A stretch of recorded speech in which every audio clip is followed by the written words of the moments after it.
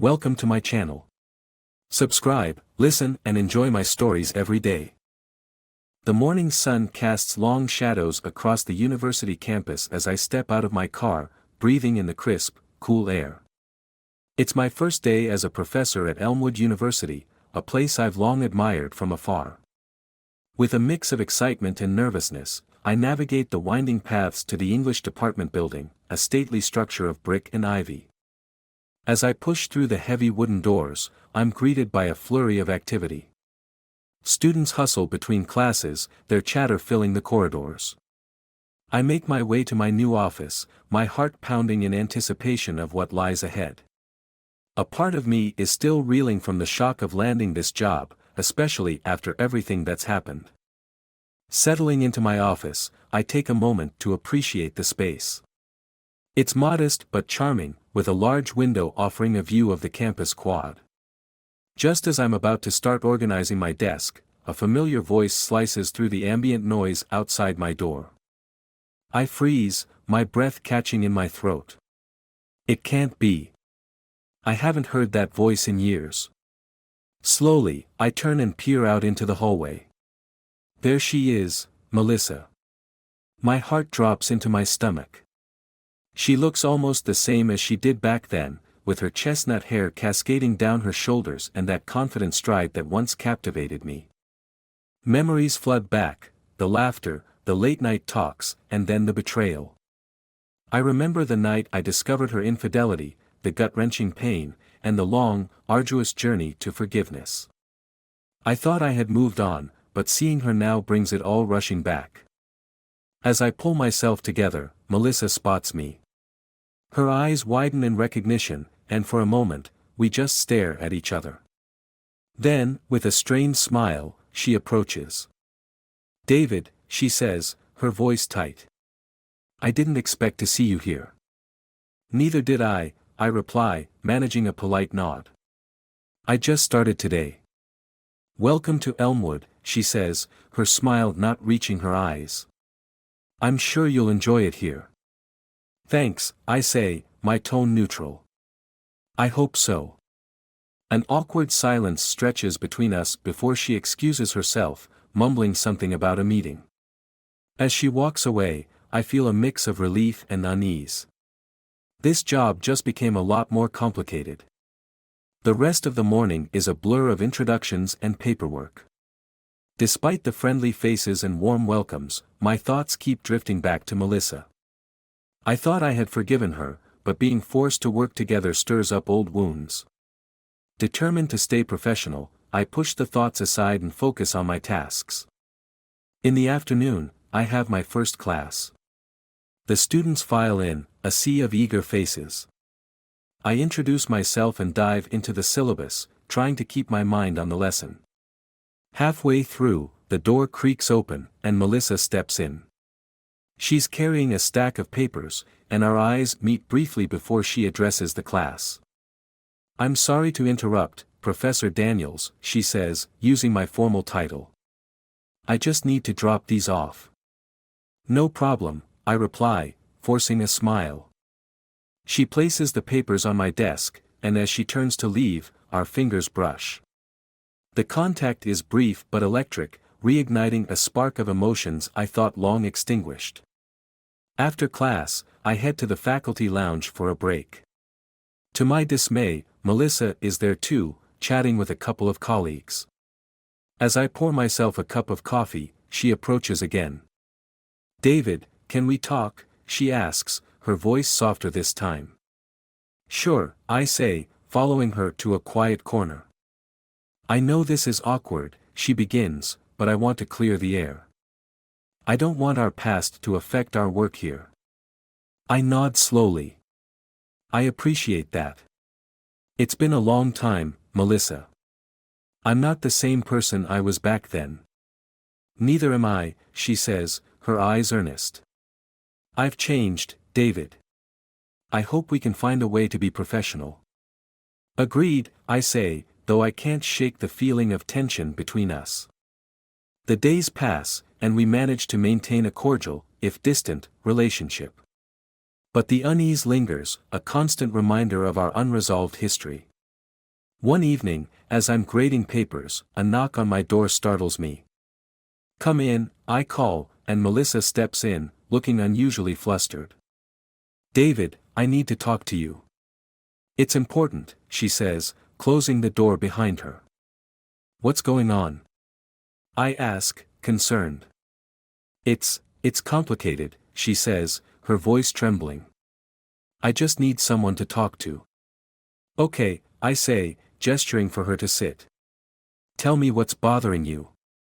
As she begins to speak, I can't help but notice how vulnerable she looks, a stark contrast to the confident woman I once knew. She talks about the pressures of her job, personal struggles, and regrets from the past. I listen, torn between empathy and the memory of the pain she caused me. Just as she's about to leave, I make a decision. "Melissa, let's meet tomorrow. I think we need to have a real conversation about everything. No more avoiding it." She looks at me, surprised but relieved. "I'd like that." "Thank you, David." The next day, I find myself standing outside her office, nerves frayed. Taking a deep breath, I knock and push the door open. What I see inside stops me cold. Melissa is half naked, her blouse hanging off one shoulder, and on her desk sits a young male student, dressed in a maid outfit. They both look up, stunned by my sudden appearance. The scene is so surreal that for a moment, I can't process it. "David!" Melissa exclaims, scrambling to cover herself. "This isn't what it looks like." But it is exactly what it looks like, and I'm horrified. Anger and disbelief surge through me. How could she be so reckless, so immoral? Yet, amidst the shock, a dark thought forms. This is the perfect opportunity for revenge. She destroyed my trust and hurt me deeply once. Now, I have the means to destroy her career and life in return. I step back, a cold smile forming. "Melissa, you've just made the biggest mistake of your life." As I walk away, I can hear her calling after me, but I'm already planning my next move. This time, it's my turn to inflict the pain. The cold morning air bites at my cheeks as I walk briskly across the campus, my mind racing with plans for the day. After yesterday's shocking discovery, I spent the night strategizing my next moves. Today, it's time to set those plans in motion. My first class goes by in a blur. I'm distracted, barely able to focus on the students' questions. As soon as it ends, I head straight to the faculty lounge, hoping to catch Professor Reynolds, the head of our department. He's a seasoned academic with a reputation for integrity, and I know he'll be my key ally. I find him in the lounge, sipping his coffee and reading a newspaper. "Professor Reynolds," I say, my voice steady. "Do you have a moment?" He looks up, his eyes twinkling with curiosity. "Of course, David. What's on your mind?" "It's a sensitive matter," I reply, lowering my voice. "I need to discuss something in private." He nods, folding his newspaper. "Let's go to my office." We walk down the hall to his office, and once inside, he closes the door, gesturing for me to sit. "What's this about?" Taking a deep breath, I recount what I saw in Melissa's office yesterday. His expression shifts from curiosity to shock, then to anger. "This is unacceptable," he mutters, standing up and pacing the room. "Absolutely unacceptable. We cannot tolerate such behavior, especially from faculty." "I agree," I say, my voice firm. "But we need to handle this delicately. It's not just her reputation at stake, it's the university's as well." He stops pacing, his eyes locking onto mine. "What do you propose we do?" "We need evidence," I say, leaning forward. "If we confront her without proof, she could deny everything. We need to catch her in the act again or find someone who can testify." Professor Reynolds nods slowly, his mind working through the logistics. "All right. I'll speak to a few trusted colleagues and see what we can do. In the meantime, keep this to yourself. We don't want rumors spreading." "Understood," I reply, standing up. "Thank you for your help, Professor." As I leave his office, I feel a mixture of relief and anticipation. The plan is in motion, and now it's a matter of time. I spend the next few days laying low, focusing on my classes and avoiding Melissa. The tension between us is palpable, but I maintain my composure, knowing that soon, justice will be served. One afternoon, I'm grading papers in my office when there's a knock on the door. It's Sarah, a fellow professor and one of the colleagues I suspect Reynolds confided in. She's known for her sharp mind and no-nonsense attitude. "David, can I come in?" she asks, her expression serious. "Of course, Sarah," I say, gesturing for her to sit. "What's up?" She closes the door behind her and sits down, leaning forward. "Reynolds told me about the situation with Melissa. I want to help." "I appreciate that," I reply, relieved to have her on board. "Do you have any ideas?" She nods. "I've been keeping an eye on her, and I've noticed she often stays late after her office hours. We could set up surveillance, maybe catch her in the act again." "That's a good idea," I say, considering the logistics. "We'll need a camera, something discreet." "I can handle that," Sarah says, her tone confident. "Leave it to me." Over the next week, Sarah and I coordinate our efforts, setting up a hidden camera in Melissa's office. The tension continues to build, but I keep my cool, knowing the trap is set. All we need now is for Melissa to take the bait. One evening, I'm walking past the administrative offices when I spot Melissa leaving her office. She looks around nervously before heading towards the faculty lounge. Curious, I follow at a distance, watching as she slips inside. Moments later, I hear hushed voices and laughter. My heart races as I edge closer, peeking through the slightly open door. There she is, with the same student from before, this time in a compromising position that leaves no doubt about their inappropriate relationship. I pull out my phone and text Sarah. "It's happening now. Get to the faculty lounge." Minutes later, Sarah arrives, her eyes wide as she takes in the scene. We exchange a nod, and she discreetly captures the evidence on her phone. As we leave, I feel a grim satisfaction. Melissa's fate is sealed. The next morning, Sarah and I meet with Professor Reynolds, presenting the damning evidence.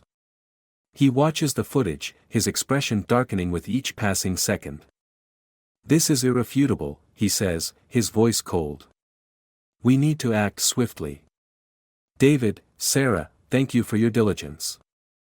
Reynolds calls an emergency meeting with the university's board. Melissa is summoned, her face pale as she walks into the conference room. The board members watch the footage in stunned silence before turning to her with expressions of disappointment and anger. "Melissa," Reynolds begins, his tone formal. "Your actions are a severe breach of the university's code of conduct. Effective immediately, you are suspended pending further investigation." She looks at me, her eyes wide with betrayal and shock. "David, how could you?" I meet her gaze, my expression cold. "You did this to yourself, Melissa." As she's escorted out, I feel a sense of closure. But beneath it all, there's a lingering unease. Revenge may have been sweet, but the consequences of our actions are just beginning to unfold. And as the days pass, I can't shake the feeling that this is far from over. The fallout from Melissa's suspension spreads through the university like wildfire. Rumors swirl, and hushed conversations fill the hallways. I try to keep my head down, focusing on my work, but the tension is palpable. In the days following her suspension, Melissa becomes a ghost on campus. Her once confident demeanor is replaced by a haunted look. She avoids eye contact and keeps to herself. I should feel victorious, but instead, a gnawing guilt begins to take root. It's a week after the board's decision when I receive a text from Sarah. "Meet me in the library at noon. It's urgent." Curiosity piqued, I make my way to the library. Sarah is waiting at a secluded table in the back. She looks serious, her usual confident expression replaced with one of concern. What's going on?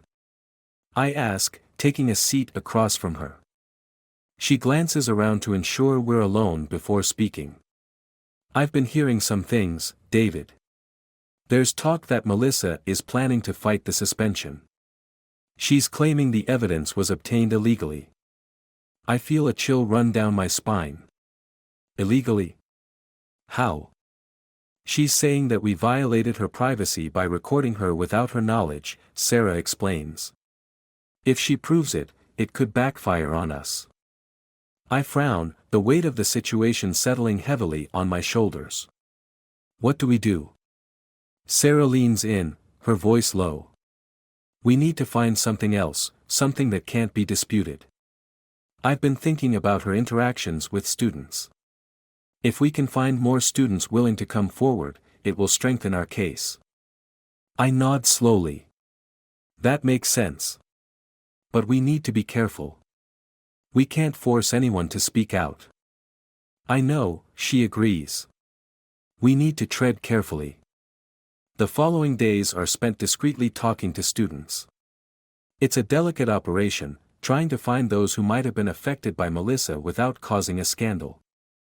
Most students are hesitant, afraid of the repercussions, but a few brave souls agree to share their experiences. One afternoon, I'm in my office grading papers when there's a knock on the door. It's Josh, one of my students. He looks nervous, shifting from foot to foot. Professor Daniels, can I talk to you? He asks, his voice barely above a whisper. Of course, Josh. Come in, I say, motioning for him to sit. He sits down, glancing around nervously. I heard about what happened with Professor Collins. I think I need to tell you something. My heart skips a beat. Go on. He takes a deep breath, then begins to speak. Last semester, I had some problems with my grades. I went to Professor Collins for help, but she offered to improve my grades if I did something for her. What did she ask you to do? I ask, my voice calm but my heart racing. Josh looks down, ashamed. She wanted me to go out with her. On dates. At first, I thought she was just being friendly, but it got weird. She started making advances, and when I refused, she threatened to fail me. I feel a surge of anger. Did you tell anyone about this?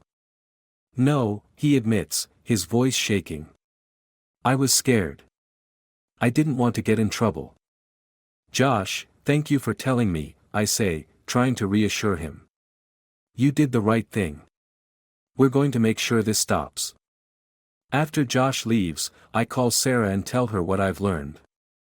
She's just as outraged as I am. We need to get his statement in writing, she says. And we need to find more students like him. Over the next few days, we gather more testimonies. It's slow going, but we manage to collect enough evidence to strengthen our case against Melissa. Each new account adds weight to our argument, and the picture of her misconduct becomes clearer. One evening, I'm working late in my office when there's a knock on the door. To my surprise, it's Professor Reynolds. He looks grave, his usual calm demeanor replaced with concern. David, we need to talk, he says, closing the door behind him. What's going on? I ask, sensing the urgency in his tone. He sits down, his expression serious. Melissa's lawyers have contacted the university. They're pushing hard, claiming that we violated her rights. They're threatening to take this to court. My stomach drops. What does this mean for us? It means we need to be prepared for a legal battle, Reynolds says. But we have a strong case. The testimonies you and Sarah have gathered are crucial. We need to present them to the board as soon as possible. The next morning, Sarah and I meet with the board again, this time armed with the new evidence. We present the students' statements, detailing Melissa's inappropriate behavior and abuse of power.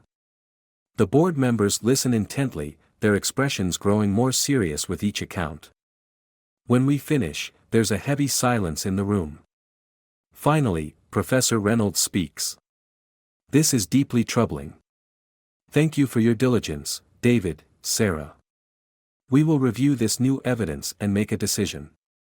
As we leave the meeting, I feel a mix of relief and apprehension. We've done everything we can, but the outcome is still uncertain. A week later, the board reconvenes and delivers their verdict.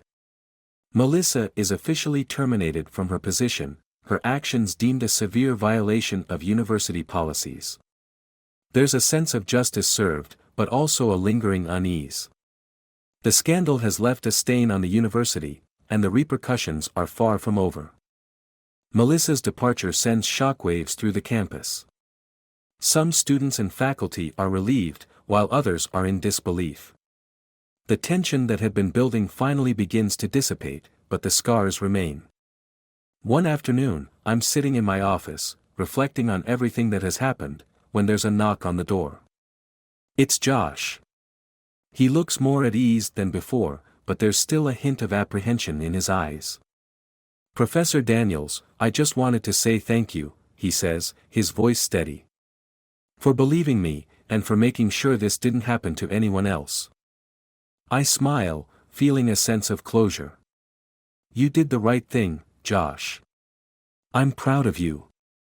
As he leaves, I realize that while the ordeal has been exhausting and painful, it has also brought a sense of justice and closure. The university can finally begin to heal, and I can move forward, knowing that I've done my part to right a wrong. But deep down, I know this isn't the end. The shadows of the past linger, and the consequences of our actions will continue to ripple through our lives.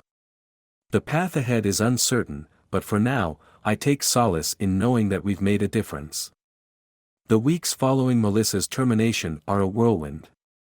The university is in damage control mode, and the administration is determined to restore its reputation. I focus on my teaching, trying to regain a sense of normalcy, but the lingering tension is unavoidable. One evening, I'm in my office grading papers when my phone buzzes. It's a message from Sarah. Meet me at the coffee shop at 7. There's something you need to know. Curiosity piqued, I make my way to the small campus cafe. Sarah is already there, a look of urgency on her face. As I sit down, she leans in, her voice low. David, I've been doing some digging, she begins, her eyes darting around the room. There's more to this story than we realized. I frown, my interest piqued. What do you mean? She pulls out a folder from her bag, placing it on the table between us. I found some discrepancies in Melissa's records. It seems she was involved in more than just inappropriate relationships with students. I open the folder and scan the documents. My eyes widen as I realize the implications. Embezzlement? Fraud? This is huge. Sarah nods. Exactly. It looks like she was siphoning university funds for years, covering it up with false reports and bogus expenses. The student affairs were just a distraction. I feel a surge of anger. How did we not see this? She was clever, Sarah says. But not clever enough. I found traces in the financial records, small inconsistencies that add up to a lot of missing money. This changes everything, I say, my mind racing. We need to take this to the administration immediately. The next morning, we meet with Professor Reynolds and present our findings. His face grows graver with each passing minute. This is serious. We'll need a full investigation. Within days, the university launches a comprehensive audit. The deeper they dig, the more they uncover. Melissa's scheme was elaborate, but the evidence is overwhelming. It's clear that her misconduct went far beyond inappropriate relationships. As the investigation unfolds, Melissa is arrested and charged with multiple counts of fraud and embezzlement. The university community is stunned, and the media frenzy is relentless. I watch the coverage with a mix of satisfaction and disbelief. Justice is finally being served, but the extent of her betrayal is staggering. One afternoon, I receive an unexpected visitor. It's Josh, the student who first came forward about Melissa's inappropriate behavior. He looks nervous but determined. "Professor Daniels, can I talk to you?" he asks. "Of course, Josh. Come in," I say, gesturing for him to sit. He hesitates for a moment before speaking. "I need to tell you something. It's about Melissa." I lean forward, my curiosity piqued. "What is it?" He takes a deep breath. "I wasn't entirely honest with you before. There's more to my story." My heart skips a beat. "Go on." "Melissa wasn't just blackmailing me for dates," he says, his voice trembling. "She was using me to get access to the university's financial systems. I worked part-time in the IT department, and she convinced me to give her access codes. I didn't know what she was doing at first, but when I found out, I was too scared to say anything." I stare at him, stunned. "Josh, why didn't you tell me this before?" "I was afraid," he admits, tears welling up in his eyes. "I didn't want to get in trouble. But I can't keep it a secret anymore. I need to come clean." "You did the right thing by coming forward," I say, my voice steady. "This will help the investigation immensely. Thank you for your honesty." Josh nods, relief washing over his face. "I just want to make things right." After Josh leaves, I contact Sarah and Professor Reynolds, informing them of this new development. The investigation team incorporates Josh's testimony, which provides crucial evidence to further incriminate Melissa. As the legal proceedings against Melissa intensify, I start to feel a sense of closure. The truth is finally out, and justice is being served. The university begins to recover, implementing stricter policies and safeguards to prevent such a scandal from happening again. One evening, I'm in my office when there's a knock on the door. It's Sarah. She looks exhausted but relieved.